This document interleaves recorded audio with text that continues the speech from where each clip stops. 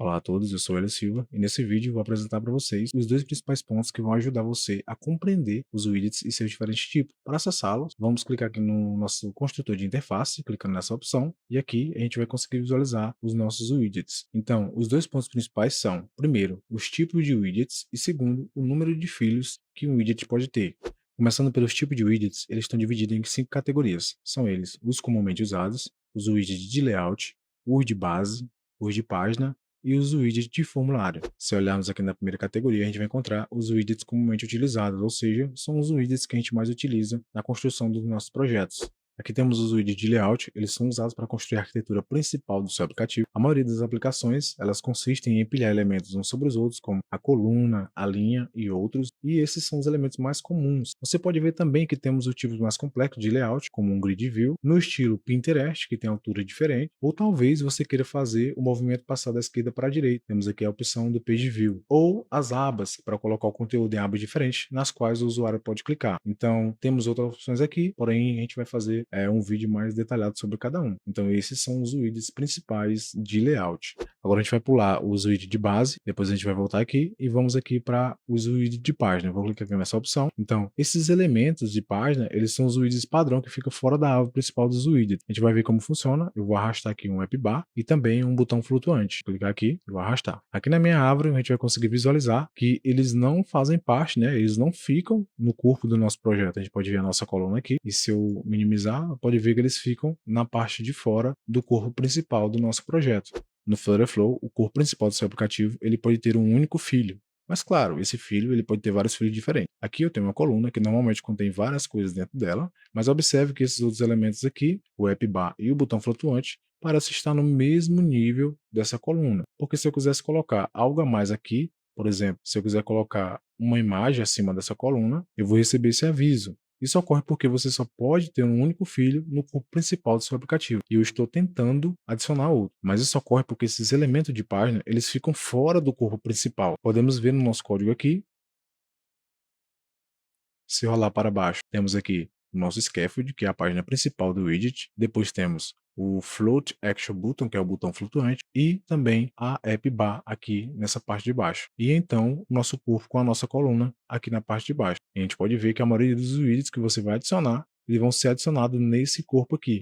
Então a gente entende que o nosso corpo principal, ele só vai aceitar apenas um único filho. Agora vamos olhar para esses widgets de elemento de formulário. Esses são usados principalmente para formulários, obviamente, e para filtragem. Você deve estar familiarizado com isso, né? Seja na NMB ou no site aqui da Trivago, onde você deseja filtrar a lista de lugares, ou também no aplicativo da Amazon, né? Talvez você deseje procurar apenas por produtos eletrônicos, né? E ele vai fazer esse carregamento. Então você seleciona o produto e usará esses elementos de formulário para fazer essa filtragem. Aqui a gente consegue visualizar algum deles, né? O text field, o drop-down, o slider, o pin code, formulário de cartão de crédito, também temos os formulários de validações e entre outros.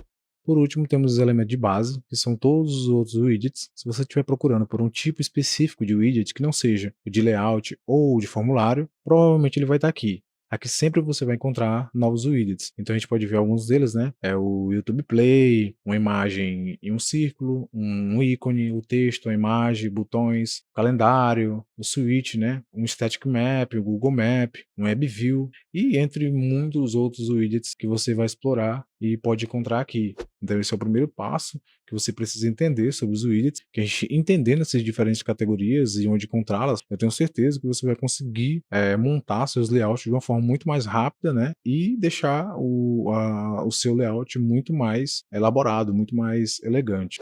A próxima categoria que você precisa saber é quantos filhos um widget pode aceitar. Existem 3 opções. Um widget ele pode não aceitar filhos, ele pode aceitar somente um filho ou muitos filhos. Vamos ver isso. Se adicionarmos o widget de texto, você pode ver que ele não tem esse ícone aqui de adição. Se você não vê esse ícone, significa que esse widget ele não pode aceitar filhos. Em seguida, temos os widgets que aceitam apenas um filhos. Por exemplo, um container. Vou colocar aqui na coluna, vou selecionar o container e vou adicionar outro filho aqui dentro do container. Vou colocar um texto. Você pode ver se tentarmos adicionar outro widget aqui dentro do container, ele não vai permitir, vai aparecer esse pop-up. E isso é útil porque sempre que você tenta adicionar um widget a um widget que aceita apenas um filho, você vai receber esse aviso. E em vez de apenas mostrar o erro, o Flutterflow apresenta essa janela para que você possa resolver o problema. Portanto, eu tentei adicionar o outro widget de texto dentro desse container e o que eu estou tentando fazer é ter um container com dois widgets de texto. Porém, o container ele só aceita um. Então, o Flutterflow está dizendo que se eu quiser ter dois widgets de texto,